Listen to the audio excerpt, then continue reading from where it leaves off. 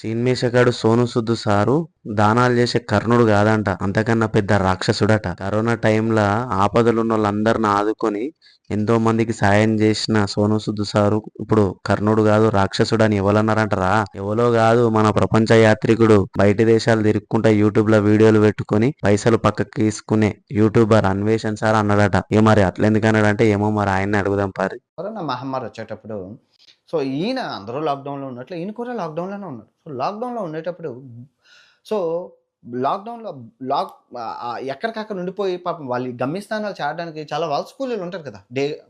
వాళ్ళు ఎక్కడ రోడ్ల మీద నడుచుకుంటూ వేల కిలోమీటర్లు నడడం చూస్తే మన సోను సూద్ గారు చాలా బాగా ఫీల్ అయ్యి సో వలస కూలీలకి బస్సులు వేయించి పంపించడం మొదలుపెట్టారు. సో నిస్వార్థంగా చేశాడు, ఏమీ ఆశించకుండా చేశారు. సో మీడియా ఆయనకి ఫుల్ సపోర్ట్ చేసింది.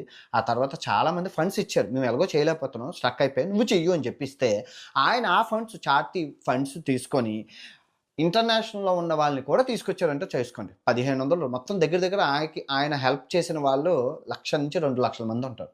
ఏది ఈ ట్రాన్స్పోర్టేషన్ విషయంలో వలస ద్వారాలు ఇంకా చాలా చాలా చేశారు. సో అంతా ఓకే అంటే ఆయన ఈ కరోనా టైంలో ఇంకా చాలామంది సెలబ్రిటీలు చేయలేదా అంటే చేశారు, అందరూ చేశారు, చాలామంది చేశారు, ప్రతి ఒక్కరు వాళ్ళు రాకపోవడానికి కారణం ఈయనకి చాలా అందరూ మీడియా సపోర్ట్ చేసింది, జనాలు సపోర్ట్ చేశారు. కలియుగ కర్ణుడు దేవుడు పుట్టాడు మళ్ళీ అన్నాడు, కర్ణుడు మళ్ళీ పుట్టాడు అన్నాడు. కట్ చేస్తే ఈ కర్ణుడు కాస్త రాక్షసుడు అయిపోయాడు.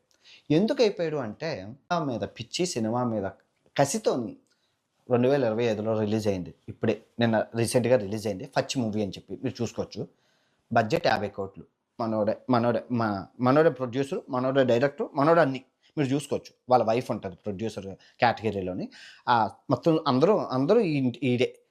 ఈయనకి 50 కోట్లు ఎక్కడి నుంచి వచ్చాయి? ఈయన చూస్తే సహాయం చేసేస్తారు, దానం ఇచ్చేస్తున్నారు కదా. 50 కోట్లు ఎక్కడి నుంచి వచ్చాయి? సినిమా అట్టర్ ఫ్లాప్ మీరు చూసుకోవచ్చు. కలెక్షన్స్ అంతా కలిపి 20 కోట్లు వచ్చాయి, 30 కోట్లు నష్టం. ఎలాగా? బెట్టింగ్ యాప్లు. సో ఈ అబ్బాయి మీద కేసులు అవ్వలేదంటే అఫ్కోర్స్ అయ్యే. ఇప్పుడు ఆయనకి లుకౌట్ నోటీసులు ఉన్నాయి, కేసులు ఉన్నాయి, చాలా జరుగుతున్నాయి, కేసులు అవుతున్నాయి, మా అరెస్ట్ వారెంట్లు జారీలు అయ్యాయి, చాలా స్కామ్లు చేశారు. ఆయన చేసిన బెట్టింగ్ యాప్లు ప్రపంచం అంతా మారుమోగుతూ ఉన్నాయి, వీడియోలు అలా రన్నింగ్ అవుతున్నాయి, మీరు కూడా చూసారు ఆయన చేసిన బెట్టింగ్ యాప్లు ఎంత విధంగా ఎందుకు చేశారు. ఇప్పుడు ఆయనకు తెలీదా ఇంతమందికి పేదవాళ్ళకి ఇంత కూలీలకి సహాయం చేశారు కదా, ఆయనకు తెలీదా అండి? తెలుసండి. తెలిసినా కూడా ఎందుకు చేశారంటే ఇక్కడ ఒక విషయం చెప్తాను. కలియుగ కర్ణుడు అన్నప్పుడు నాకు చాలా హ్యాపీ అనిపించింది. ఎస్, కలియుగ కర్ణుడు మీకు దాన వీర సూరకర్ణ, కర్ణుడు మించినవాడు ప్రపంచంలో లేడు. అంత గొప్ప నాకు కర్ణుడు అంటే చాలా చాలా ఇష్టం. కానీ అన్ని పుణ్యాలు చేసిన అధర్మం వైపు ఉన్నాడు కాబట్టి ఆయన పతనం స్టార్ట్ అయింది. సో నువ్వు అంటే ఎన్ని పాపాలు చేసినా ధర్మం వైపు ఉండడం అంటే మరి శ్రీకృష్ణుడు కూడా చాలా చేశారు, కానీ ఆయన ధర్మం వైపు ఉండి చేశారు, ఈయన అధర్మం వైపు ఉండి చేశారు. సో ధర్మానికి అధర్మానికి ఇక్కడ తేడా మీరు గుర్తుపెట్టారు. శ్రీకృష్ణుడు కూడా ఎన్నో మందిని చంపించలేదు ఆయన తెలివితోని, కానీ ధర్మం వైపు ఉండి చేశాడు.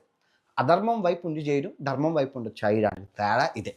ఇంకోసారి మళ్ళీ చెప్తాను, చాలా బాగుంటుంది ఈ టాపిక్. అయ్యా అన్వేషణ్ సారు, మరి సోను సుద్దు సార్ అంటే బెట్టింగ్లు చేసుకుంటా పైసలు పక్కకేసుకొని ఇట్లా సినిమాలు తీసి ఫ్లాప్ అయి పైసలు చేసిండు, దానం చేసినా గానీ రాక్షసుడు అనబడితిరి. మరి ఇక మీరు మొత్తానికే బెట్టింగ్ యాప్ లో జోలికి పోకుండా పత్తిత్తు లెక్క పని చేసుకుంటా వీడియోలు తీసుకుంటా పబ్లిక్ కు చూపించుకుంటా పైసలు సంపాదిస్తారు కదా. మరి ఇన్ని దినాల సంది బెట్టింగ్ యాప్ల గురించి సంపాదించిన పైసలు మొత్తం పెట్టి పానాలు ఒడగొట్టుకున్న కుటుంబాలకు ఇస్తారా అంటుండ్రు ఈ ముచ్చటిన్నోళ్ళు.